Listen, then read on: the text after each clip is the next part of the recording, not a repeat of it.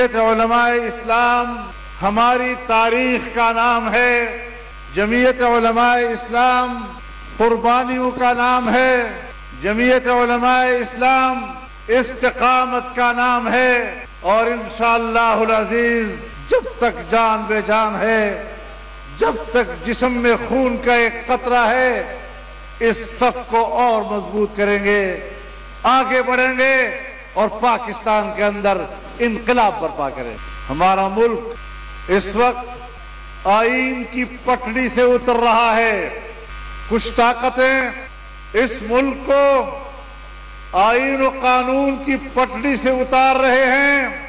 हमने उन कुव्वतों को चैलेंज किया है।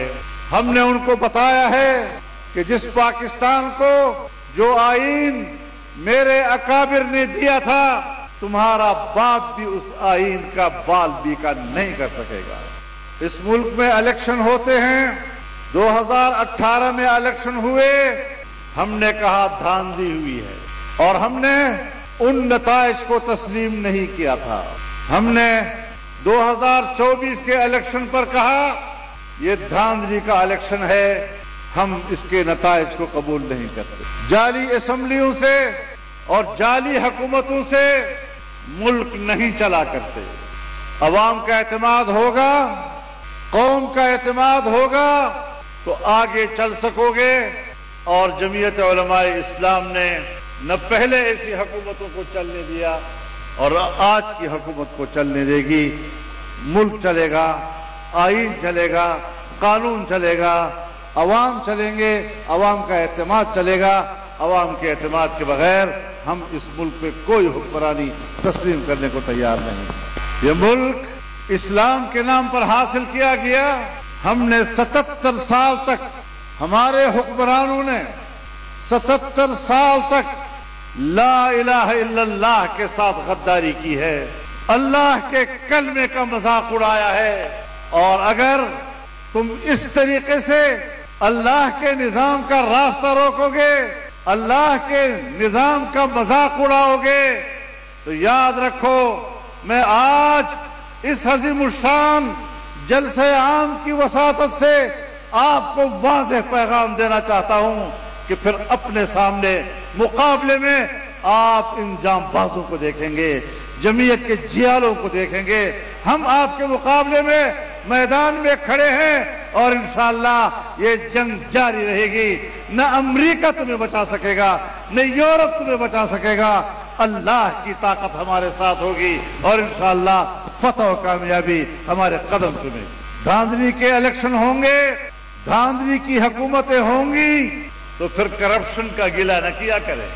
ऐसे लोग इक़्तिदार को पैसा कमाने का सुनहरा मौका तस्वुर करते हैं और आज हमारी हुकूमतें इस माहौल को गनीमत समझते हुए कौम का पैसा लूटने में मसरूफ हैं। ये हुकूमतें नहीं चलेंगी। मैं एस्टेब्लिशमेंट से भी कहना चाहता हूं कि अवाम के सामने सर तस्लीम खम कर लो, अवाम के फैसलों को तस्लीम करो।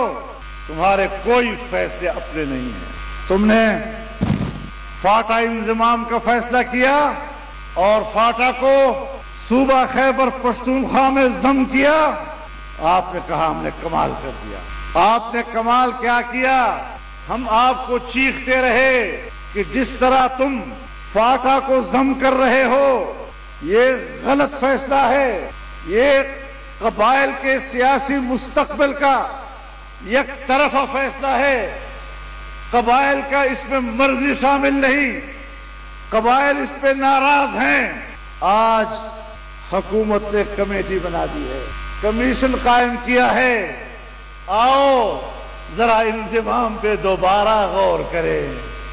जरगा सिस्टम किस तरह बहाल हो सकेगा?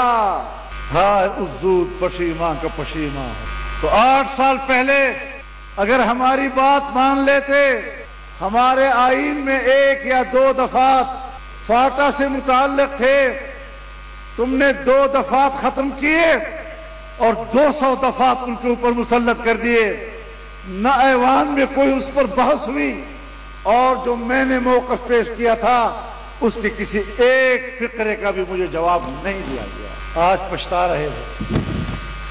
कि हमने गलत फैसला किया था।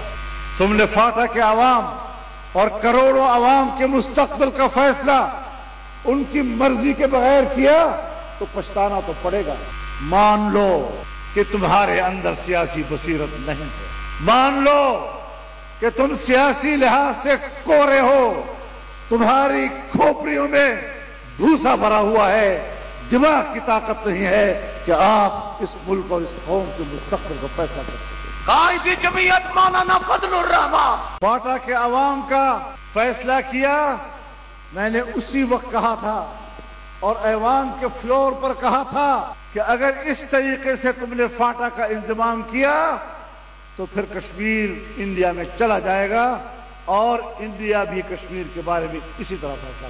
हिंदुस्तान ने अपने आईन का आर्टिकल 370 खत्म किया।